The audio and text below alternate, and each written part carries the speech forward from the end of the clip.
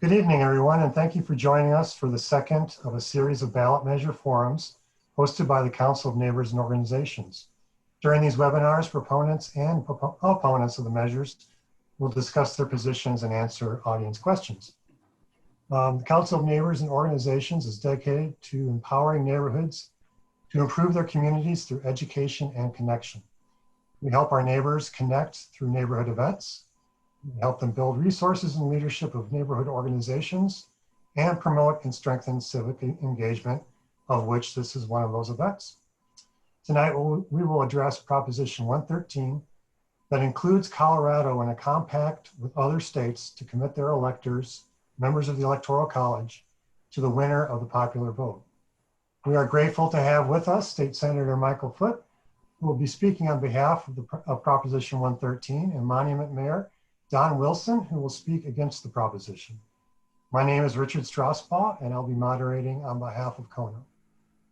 Senator Mike Foote represents Senate District 17 and has been a legislator since 2012. He is the chair of the State Senate, State Veterans and Military Affairs Committee, and has passed a number of election-related laws, including the national popular vote in 2019.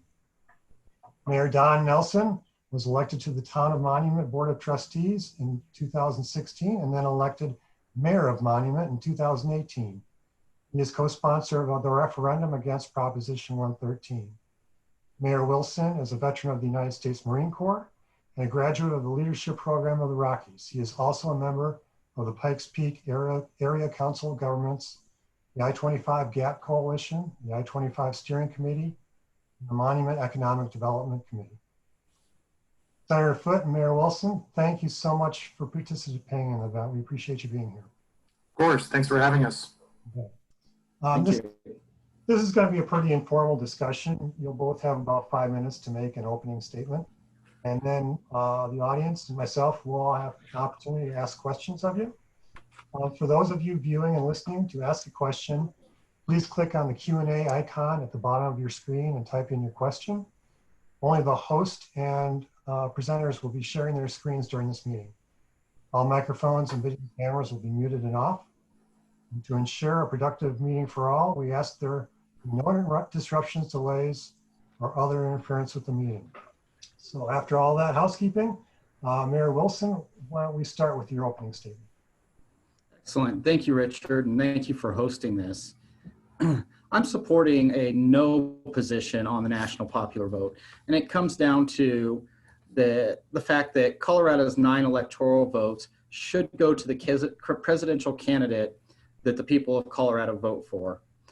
This Proposition 113 is the result of the first citizens referendum in almost 90 years. So basically, it's been a long time since the citizens of Colorado have challenged the decision made by the state legislator. I got involved with this after a discussion with Commissioner Puglisi, my co-sponsor, that we were discussing the feedback we were getting from our communities, and basically the same set question kept coming up from our constituents is, shouldn't Colorado's electoral votes go to the person that Colorado elects? The idea of a national popular vote has been discussed since the beginning of our great nation, and it has always failed to gain any legitimate momentum because the concept is heavily flawed. It would require more national oversight, more federal governance over election laws. The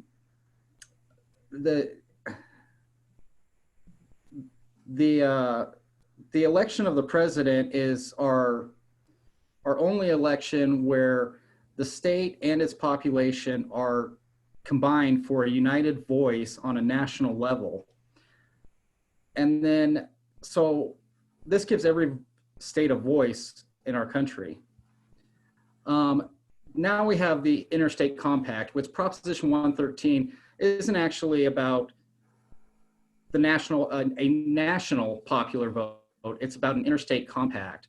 And what supporters of a national popular vote have done is they've avoided the idea of nationwide consensus and a constitutional amendment, along with the next necessary checks and balances to have a nationwide popular vote. The national popular vote method, or the method of national popular vote, is even in itself specifically designed to avoid a popular vote. Colorado will be the first state of the states that have joined the compact to actually have a popular vote about the national popular vote. The National Popular Vote Interstate Compact is not new, and it's not, I mean, it's gotten a little more momentum this year, but basically it's been well over a decade since the first state has joined the compact. And at this point, there are 15 states and 1 district in the compact. I feel it's a very partisan compact. Every state it's been passed in has been a partisan trifecta, meaning in that state, the House, the Senate, the House majority, the Senate majority, and the governorship have all been of the same party. And that's been the same across all the states. All the states have done it with the same party. The compact claims to make every vote equal, but leaves the state in charge of individual campaign laws, voter laws, ballot registrations, and that doesn't make it equal if we're all playing on a different field. Another thing the compact harps on is that the current system, the current state-by-state winner-take-all system, is where the problem lies. But their answer to this is a larger winner-take-all system. So all in all, the interstate compact would constitute massive migration of presidential elections from states like Colorado to highly populated cities. Colorado could lose major clout in things like water issues, transportation funding, our military base funding. You know, candidates come to Colorado and listen to Colorado for those reasons, and those are the things that we need to protect, because Colorado is unique with some of those, just as other states are unique with their needs. So at this point, Colorado should vote no on the national popular vote, because Colorado's electoral vote should stay with the people of Colorado. Thank you. Thank you, Mayor. Senator Foote. All right, very good. Thank you, Richard. I appreciate the invite on to this forum, and thank you everyone for participating. Thank you, Mayor Wilson, also for participating. So, you know, clearly I'm for yes on national popular vote. That's yes on Proposition 113, and I want to tell you why. It was mentioned in the introduction that I was one of the legislators that passed the bill in 2019 through the legislature, which Governor Polis also signed back in 2019, to join Colorado with 14 other states plus Washington, D.C. in a national popular vote interstate agreement. And the reason why I did that is because I think that our democracy and our republic can use some major reform. You know, I think no matter what side of the aisle you're on, you probably think things are not going as well as they should at this point. And there's lots of things I think that need to be reformed. But the one reform that we can affect at the state level that would make a huge difference in our democracy and our republic is the national popular vote. And that's because the way that we vote for a president is a state-based system. Specifically under the Constitution, Article 2, Section 1 of the United States Constitution specifically gives the states power to determine how their presidential electors are allocated. So the national popular vote is a state-based system to reform how we elect the president. And how we elect our president really makes a profound difference about how the presidential candidates campaign, who they listen to, what issues they care about, and then how they govern once they're elected, and then ultimately how they're going to try to get reelected if they're standing for reelection. All those things matter when it comes to electing our president, and the current way we elect our president is not working very well. In fact, I think it's broken for several reasons. that the national popular vote would fix. And there's really three main reasons and three main improvements that I think the national popular vote would make to the way we elect our president. Number one, under a national popular vote, unlike the current system, one person would truly equal one vote, no matter where that person lives and no matter who that person votes for. So right now, under what's called the winner-take-all system, that means whichever candidate gets the most votes in a particular state, including Colorado, gets all of those states' presidential electors. So in Colorado, somebody could win by 10 votes or one vote over the other, and they get all 9 of Colorado's electors. It's the same way in 47 other states as well.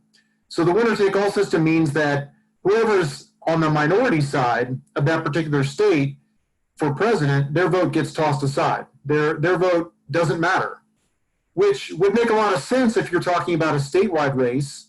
You know, for governor, everybody votes, and whoever's on the losing side, their vote is on the losing side. But for the president, that's a nationwide elected office. Their entire jurisdiction is our entire country. So what that means is that millions of Americans and millions of Coloradan votes get tossed aside and don't count because of our current system. But under a national popular vote, that would change. For example, back in 2016, 1.2 million Coloradans voted for Donald Trump for president. But none of those votes turned into any electoral college votes from Colorado because 100,000 more Coloradans voted for Hillary Clinton. So 1.2 million Coloradan votes for Trump got tossed aside. They meant nothing. And the same goes for 1.2 million votes in our neighboring states of Utah, Wyoming, Kansas, and Oklahoma that went for Hillary Clinton. But because those votes for Hillary Clinton were in red states, they also got tossed aside. They meant nothing. So under a national popular vote, one person truly equals one vote. No votes get tossed aside in the presidential race. And truly, every vote is equal no matter where that person lives and no matter who they vote for. Number two, under a national popular vote, unlike our current system, the presidential candidates would actually have to campaign throughout the entire country. Now, I think probably everyone on this call knows, or if you don't, you can certainly go to your national news channel of choice after this presentation, and you can take a look at which states are being talked about. And I guarantee you, Colorado is not one of those states because we are not a so-called swing state or a battleground state anymore. We were back in 2008, 12, and 16. We went blue for the Democratic candidate each time. We're not a swing state anymore, so that means that Colorado has joined about 40 other states that are presidential flyover territory, which means presidential candidates don't come here anymore. They don't campaign here. They don't listen to our issues. They don't listen to our voters because they know that Colorado is going to go blue for the president. And that's just the bottom line. Both the candidates know this, so they're not paying attention to Colorado. Since the conventions have been over back in the end of August, there have been over 80 presidential campaign visits to just a dozen states. And Colorado is not one of them. Those dozen states are the swing states. Colorado is not that. So we are, as I said before, amongst a majority of Americans now that are flyover territory. The national popular vote changes that because the presidential candidates would have to campaign throughout the country in order to win, just like statewide candidates in Colorado have to campaign throughout the state in order to win. And finally, number three, under a national popular vote, again, unlike the current system, the presidential candidate that wins the most popular votes throughout the country would actually win the election, guaranteed, without exception. Over the course of our history, we've had 5 presidents take office after losing the national popular vote but winning the electoral college vote. That's 10% of our presidents. And we've had a number of near misses as well, most recently in 1976 and 2004. So the national popular vote gets rid of all of that because all the electoral college votes for whoever's in the agreement goes to the presidential candidate that wins the most votes nationwide, period. And this should sound like a familiar concept because this is how we elect everybody else, from our governor all the way down to city council members and every elected office in between. The most votes wins. And under a national popular vote, that's exactly what would happen. So I'm sure we'll get to some questions and answers. You know, I hope that this has been helpful and will continue to be helpful, and hope that you'll vote yes on Proposition 113 on your ballot. Thank you, Senator. And you just spent some time talking about the concentration of candidates on a handful of swing states, perhaps to the exclusion of everybody else. And Mayor, opponents of the proposition say if this is enacted, candidates will concentrate on a few urban areas or heavily populated states. Who's right? Senator Foote, can you address kind of that idea of campaigning in urban centers in heavily populated states? Yeah, I'm happy to. So I'll kind of pick up the theme that I said towards the end of my initial opening, which is take a look at statewide campaigns. Take a look at the governor of Colorado, the campaign that was waged just in 2018, or the attorney general or the state treasurer.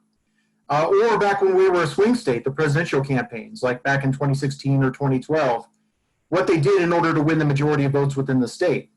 You know, Governor Polis in 2018, he campaigned throughout the state. He advertised throughout the state. He had volunteers organizing throughout the state, including on places like the Western Slope, where he knew he was not going to win the majority in most of those counties. But his theory was, and it turned out to be correct, if he picked up 40% of the vote in, say, Mesa County as opposed to 35% of the vote, or 40% of the vote in Moffett County instead of 35% of the vote, then he can pick up those votes and he can win the election. And in fact, he did. It wasn't just Jared Polis, though. It was Walker Stapleton, the Republican candidate, that campaigned around the state, including in the city of Denver, even though he stood no chance whatsoever to win the majority of votes in the city of Denver. But he still wanted to pick up as many votes as possible. The winning candidate will go throughout their jurisdiction and pick up votes wherever they possibly can. That applies statewide, that applies in legislative districts, that applies in towns. They won't ignore areas because there's votes there. And the same would be applied to the national campaign as well. There's votes around the country, not just in the bigger states, but also in the smaller states. And I'll give you a quick example. I think opponents like to say that there's only a couple of states that will control the national popular vote or who wins the presidency if the national popular vote is put in place. But let's take a look at what the numbers actually show and do the math. The top 100 cities in this country contain 59 million people. That's 18% of the population. 59 million people, 18% of the population in the top 100 cities. And to give you some context, Spokane, Washington is the 100th biggest city. Well, 18% of the population, 59 million people, also happen to live in the rural parts of this country. That's the same number. And I don't think anybody would ever argue that a presidential candidate is just going to focus on the rural parts of the country in order to win an election throughout the entire nation. But that's 18%, just like it would be for the top 100 cities. So just like a candidate would be foolish to ignore the top 100 cities, they would be foolish to ignore the rural areas of the country as well. They have to go and where the votes are. They have to get votes from across the entire country to win. It's just a proposition of simple math. Mayor, you have a response?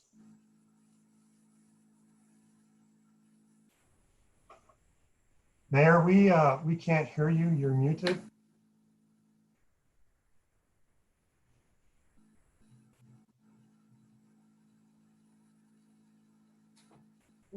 While we're figuring that out, I just want to bring a point to you, Senator, about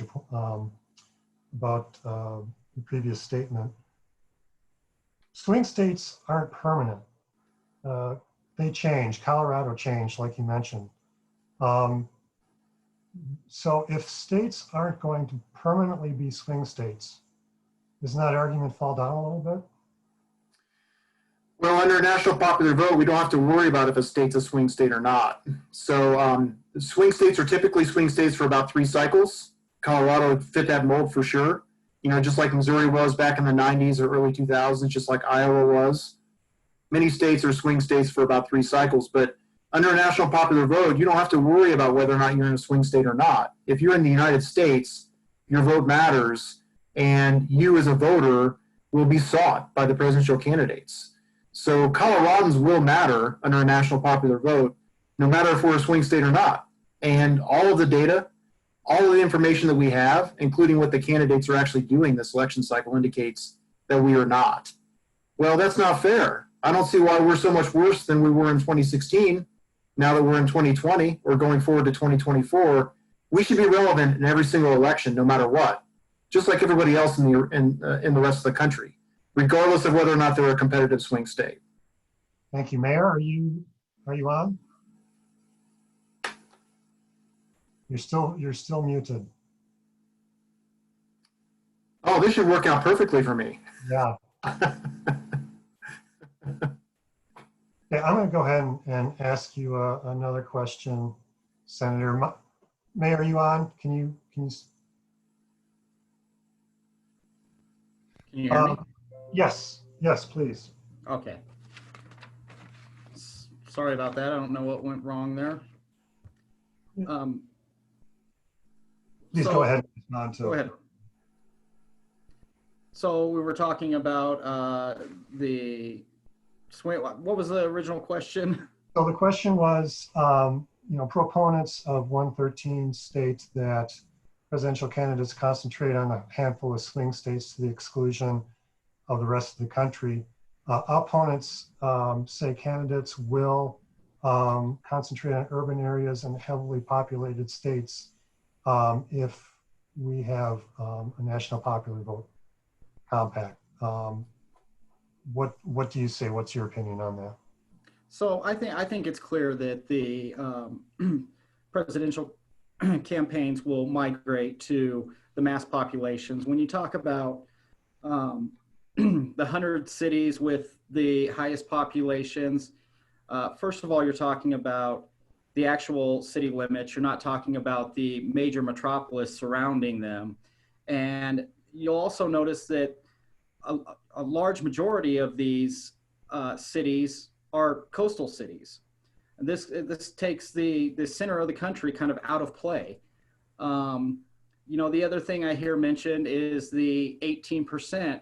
Well, one thing we have to remember is if we continue on a partisan two-party race, 18% is still, 40% of the votes needed to win the election. So, and then if as we see more states, the independent voter grow, as we have it here in Colorado, it's grown tremendously. The independent voter, if we have a viable third-party candidate, that takes that percentage down even more. So you're looking at a candidate winning with a less percentage and more focused on those larger major metropolitan areas. If I can jump in there, I guess the assumption there is that everybody in say, Chicago, Illinois is going to vote for one candidate. That's assuming that out of the 7 million people that live in Chicago or whatever it is, all 7 million are going to vote for the Democrat. But there are millions of people that live in Illinois and California that vote for Republican candidates, just like there's millions of people that live in Texas that would vote for the Democrat, even though it's a red state. All those votes are tossed aside and wasted right now. Under the current system, they're not counted. It would be the same. 2 million Coloradans that voted for Trump last election, but they resulted in 0 electoral college votes. So nobody's homogenous. There's no state that's going to vote 100% or city that's going to vote 100% for one candidate. I see that, and it goes the same for the popular vote. If you don't vote with the majority, your vote is cast aside. That's how elections work. Well, except for the national popular vote treats the presidential election like the governor's election would be treated here in Colorado. So, for example, down in your neck of the woods, El Paso County goes majority for the Republican. In my neck of the woods in Boulder County, it goes majority for the Democrat. But I think people would be outraged and up in arms if the Democratic votes in El Paso County got thrown aside because they weren't in the majority, just like if there were Republican votes in Denver, in Boulder County, they got thrown aside because they weren't in the majority.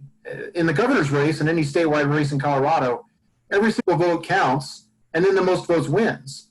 But that's not how it works in the presidential race right now, as we know. And that's what the national popular vote would do. Every single vote would count. Of course, there's going to be a winner and a loser. That's the point. But every Coloradan's vote would count, just like everybody from Wyoming, just like everybody from Idaho, just like everybody from Illinois. Their votes would count. And it's just like the way that we would do a statewide election here in Colorado. So, go ahead, Mayor, and then I want to move on to another question. okay. So currently here in Colorado, we have 21 presidential candidates on the ballot. A place like California has, I think, like 5 presidential candidates on the ballot. So if I vote, if I'm separated from this partisan concept of only two parties, me and my 5,000 friends can't even vote for the same person. Like I said, we're seeing a growing number of these independent voters that are up in the air. You're talking state to state. Your vote doesn't even count the same for the same candidates in each state. So Colorado, we could literally vote for a candidate that's not even on the ballot in a larger city. Okay. I mean, I think any serious presidential candidate is going to be on the ballot in all 50 states. As you noted, we have a ton here. It's easy to get on the ballot in Colorado. I mean, heck, even Kanye West did it. And so it's not hard. But any presidential candidate is going to be a serious candidate. It doesn't even have to be the two major parties, but the Green Party or Libertarians, they're going to be on the ballot in all 50 states, and the most votes wins. And so if you have a third party candidate from the XYZ party that's only on 12 ballots, well, fine. But they're not going to get the most votes regardless. Under the national popular vote, the bottom line is simple. The candidate that gets the most votes wins, period. So then you're getting into regional candidates where a candidate is winning with 60% of the national popular vote against them.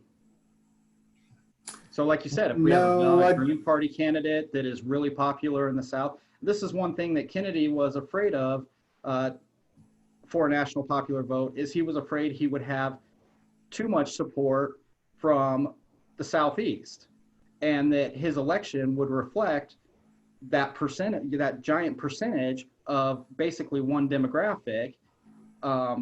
We could see this all over. We could even see the Democrat and Republican Party doing this intentionally, sponsoring an additional moderate candidate as an independent, and start these regional groups of support for individual candidates, and end up like, what was it, the Philippines, where they had 11 candidates and the winner won by 27% of the vote? So the scenario you talk about is, I'd say, unlikely at best. I mean, again, you can look at the guide at what we've done statewide with statewide elections. We've had about 5,000 governor elections throughout our country's history, and only a handful of those has a third-party candidate actually won the governorship. And that's fine. There's nothing wrong with third-party candidates, but your scenario, the math doesn't really add up. Although, of course, anything's theoretically possible. I could be struck by lightning and hit the lotto on the same day, theoretically. But the numbers don't really add up to that. You have to win the majority of votes nationwide in order to win, and not one particular state or region is going to do it, just like they don't now. And I guess the point in a popular vote, somebody can win with a plurality. I believe a recent election, the candidate got the most votes, but it was a plurality of the most votes. But with an electoral college, whoever wins the electoral college, it tends to be a solid, large majority. If you take that electoral college component away, that strong majority election, will it give the candidate less of a mandate, that candidate who won the popular vote, less of a mandate, and negatively affect their ability to govern or push their agenda through? Well, so right now, actually, I should say in our most recent elections post-World War II, most candidates have only won by a plurality anyway. I mean, plurality meaning less than 50% because of various third parties. So, they're usually in the high 40s, but they're not over 50% generally. The most recent election where we had a strong third-party candidate was 1992, when Bill Clinton won. He won, I think, about 38% of the vote, 40% maybe. George H.W. Bush got second place, and Ross Perot got third place that year. I don't think that affected Bill Clinton's legitimacy back in 1992, personally. But I guess I would make a counter question to that, which is, I'm not so sure that the current system we have right now doesn't undermine legitimacy. I mean, with President Trump being elected the way he was in 2016 by a minority of voters in the entire country, he took office with having not even majority support, not even plurality support, because he lost the popular vote. So he started off as a minority president. And the way he's running re-election, he's also trying to win the same way that he won in 2016 by winning a minority of voters, but in the right number of states. And that also undermines legitimacy. That undermines how he governs as well. It's not just Trump, of course, that's just the most recent example. But you look back at 2000, George W. Bush won the election while losing the popular vote. Again, he took office without having a mandate because he was in the minority. And so that's the current system, and the national popular vote will at least be as good as, if not better, than what we have right now when it comes to making sure that the candidates that win have the mandate to govern. Mayor Wilson? So the design of our Constitution and the Electoral College is, not winning the popular vote, but still winning the Electoral College is actually a feature of it. It's not a flaw of it. It's a feature, and that's intentional by our founders to make sure it's not just the majority. It's not just a small plurality. It's it keeps each individual state sovereign and has their individual vote. We've seen 5 elections in how many years? 240 some years that have not matched the popular vote to the Electoral College. Personally, I don't see a reason to throw out Broncos because they didn't go to the playoffs 5 years out of 20 or 25. It just doesn't make sense. It's a feature of our Constitution that they don't match, so we don't have a majority rule. Can I jump in here real quick and we can continue? I'm looking at some of the questions, and I think there's confusion about the wording of the proposition and what a yes vote means and what a no vote means, and if the compact gets the most electoral votes it needs to go into effect in the states, then award their electors to those who win the popular vote. Senator or Mayor, could you explain kind of the wording and what a no vote and what a yes vote mean? Go ahead, Senator. Well, sure. So the way that Proposition 113 reads is, shall the following act of the General Assembly be approved? An act joining Colorado into the National Popular Vote Interstate Agreement pursuant to Senate Bill 19-42. So the proposition itself asks whether or not the action that the legislature took and the governor took in 2019 should be approved. So if you believe in the national popular vote, if you agree with the national popular vote, you should be a yes on Proposition 113 to keep it in law.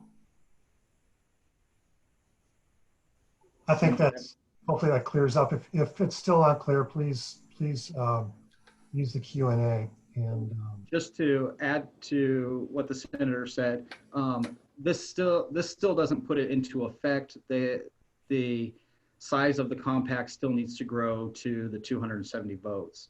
So I think you mentioned that at the end of your question, whether it did anything to start the compact or yeah, so That's right. Usually, when I'm giving a presentation, I'll have about 10 minutes to talk about it, and that's something that I didn't talk about this time. But yeah, there has to be enough states with 270 electoral votes for the National Popular Vote Agreement to go into effect. Right now, with Colorado in it, we're at 196 electoral college votes, so there's 74 to go, which means we're 2/3 of the way there, but it does not go into effect until 270 come on board. And the earliest that could happen would be 2024. I think I have time for 1.5 more questions. So I'd like to ask this of the senator. Isn't this kind of this idea of the compact Is it an end run around the Constitution? Does it negate the Electoral College as set out in the Constitution? How come this didn't follow the regular amending process for the Constitution? Not at all. It actually follows what's laid out in the Constitution, particularly Article 2, Section 1. So just a very quick 30-second recitation of the Electoral College is that there's nothing in the Constitution itself or in the Federalist Papers or any documentation surrounding the convention that would indicate that the founding fathers had this in mind when they came up with the Electoral College. In fact, the issue was they could not agree on how to elect a president, and they couldn't agree throughout the entire convention. And they got towards the end and they had to do something to wrap it up. So they basically punted it to the states, and they said, hey, states, you decide how we elect a president, and you allocate the electors the way that you see fit. And in fact, states have changed the way they've allocated their electors many, many times over the course of our history. Some states over 10 times, even 15 times, I think maybe 16 times in the case of Massachusetts. And so this is something that the founders gave the states on purpose as more of a punt, more or less, just so the states could decide how is best to elect the president. So the national popular vote uses the authority that we have in the United States Constitution in order to allocate our electors in the way that we see fit. That's just clear in Article 2, Section 1. In fact, that was just reaffirmed by every single U.S. Supreme Court justice in the Chiafalo v. Washington case that just came out in 2020, that the states have the exclusive authority to determine how their electors are assigned. So it's not an end around anything. It's actually using the Constitution. Now, there's some people that talk about doing a constitutional amendment to abolish the Electoral College or to change it in some way. And you could do that. That's, of course, a legitimate process, but it's also just as legitimate to use other means to pass a law. We clearly know that there's other ways to pass a law or to change things than just amending the Constitution. And the national popular vote uses Article 2, Section 1 powers that's reserved to the states to do that in order to get to a national popular vote. So, and you know, there's to those, I guess, that are interested in pursuing a constitutional amendment, I guess that's fine, but you know, it's not going to happen. I mean, the last major effort for it to happen was in 1969 when President Nixon was on board. Bipartisan senators and representatives were on board, chambers of commerce, unions were on board, but Southern state senators filibustered the effort because it would have affected their proportional power. So amendment from the Electoral College isn't going to happen, for better or for worse, but it doesn't really matter because Article 2, Section 1 specifically allows the states to do what we're doing under the national popular vote. Mayor, what about the process? Do you agree with the characterization that this isn't an end run, that it's a separate issue? So, you know, like the senator said, this is in the Constitution that they can do it this way. Now, just because you have the right doesn't make it right. Like I mentioned in my opening statements, the states who have passed this, it's intentional that there isn't a popular vote about the national popular vote. And I think a lot of people find that incredibly wrong.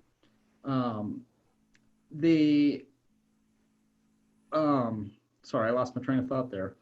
The end run around the Electoral College is that the national popular vote doesn't use the Electoral College. It leaves it in place and it claims that it's still there and still valid, but your Electoral College votes are given to the winner of the national popular vote, so they're not really your Electoral College votes anymore.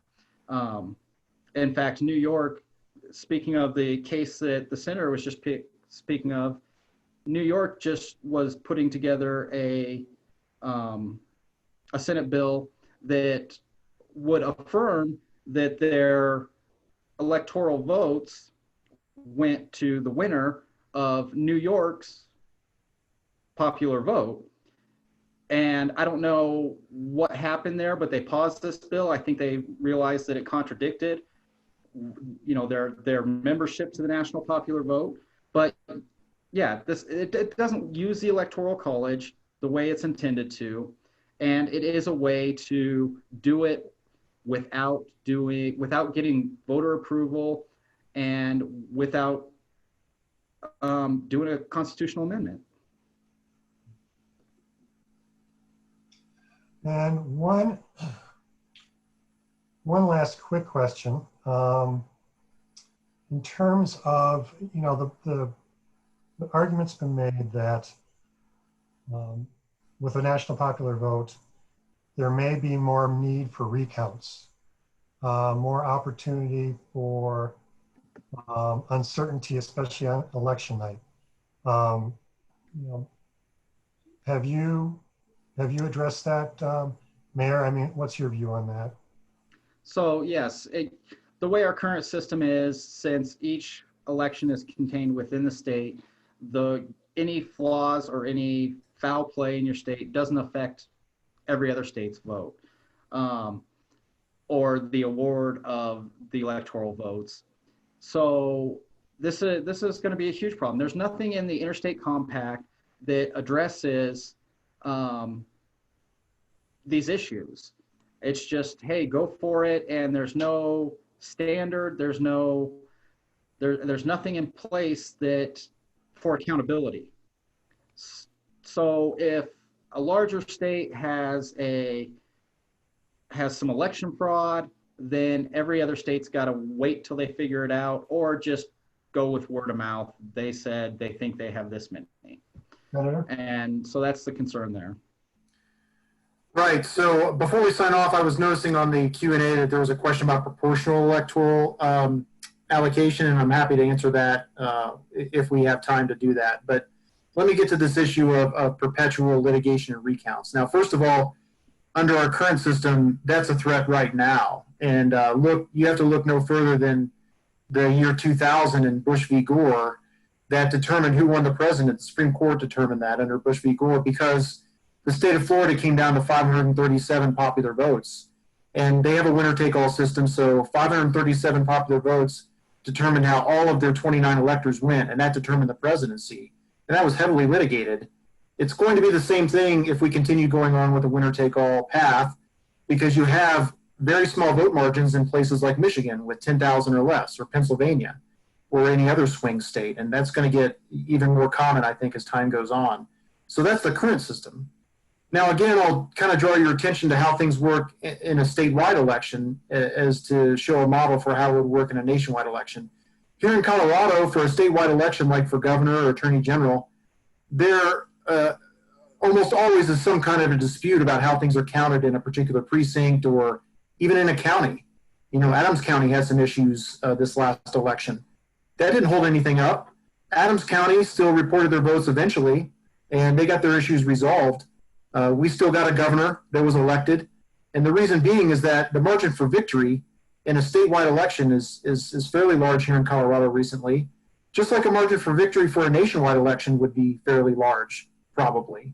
You know, we're talking 1 million, 2 million, 3 million voter margin. So it will come down to 10,000 votes in Michigan, 537 votes in Florida. They could easily be flipped, or that could be part of voter suppression or voter fraud or foreign disinformation or whatever the case may be.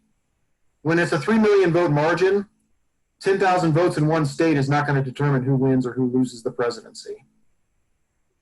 Right, and we have about 3 minutes left. So if you could address the proportional voting real quick, I think more of an informational, what that is. And right, so proportional voting means that let's say that you have 10 presidential electors and 60% of your voters vote for one and 40% vote for the other. Then the candidate with 60% gets 6 of the electors, which is 60%, and the other one gets 4. So that's one way that you could do it. There's flaws with it, of course. One is that if one state goes proportional and every other state does not, then the state that goes proportional loses its influence relative to the other states. And in fact, the proportional method was on our ballot here in Colorado in 2004 and failed by a 2-to-1 margin because of that very argument. The second flaw is that with most states, like say Colorado right now with 9 electoral votes, it's not going to come down to an equal split. So you're not going to get 60-40. You're going to get one candidate would get 5.3 electors and the other would get 4.7 electors, which of course is impossible. So you have to round up or down, which means some votes are part of the rounding error and you don't get to one person, one vote under a proportional system. Even if you could get all 50 states to do it, or if you could get a constitutional amendment to do it, you still have that problem. So that's why under national popular vote, we say and believe that that's really the only realistic way to get to one person, one vote in our presidential elections is through a national popular vote interstate agreement. Great, thanks. We are running out of time. If you both could say a few words in closing. Mayor Wilson, you want to leave us with any thoughts? You know, the opposition to national popular vote has had great support throughout our state. I think people understand even if I'm not the best at articulating, I think people understand the dangers of this national popular vote. And right now we have over half the counties in the state have adopted resolutions opposing the national popular vote. Some of our biggest chambers across the state, our work groups, labor groups, chambers, including Denver Metro Chamber, and a no on national popular vote is what it comes down to. Colorado's electoral vote should stay in Colorado. Thank you, Senator Foote. Well, thank you very much for having this forum. You know, I really appreciate the opportunity to be on this forum with you, because those counties that the mayor mentioned that have come out against the national popular vote would not actually have us present to them before they made their decision. In fact, they didn't invite us. They also, a couple of them actually rejected us when we reached out to them to present to them before they made their decision. And the same goes for most of the chambers as well. So we really appreciate the ability to be on this forum and be able to present our point of view as to why you should be yes on Proposition 113. It really comes down to three main things very quickly. They're very easy concepts because they're concepts that apply to every single other election that we have. Number one person should equal one vote. Number two, presidential candidates should campaign throughout the country instead of just a half dozen swing states. Number three, the presidential candidate with the most votes should win, period. So please vote yes on 113. Thank you both for coming. We are actually starting another forum in about 5 minutes on Proposition 118, but thank you both for coming and discussing Proposition 113. We appreciate it. If you want to see more information about CONO webcasts, please go to cscono.org/webcasts. Thank you all for coming tonight. Have a good evening. Thank you. Thank you.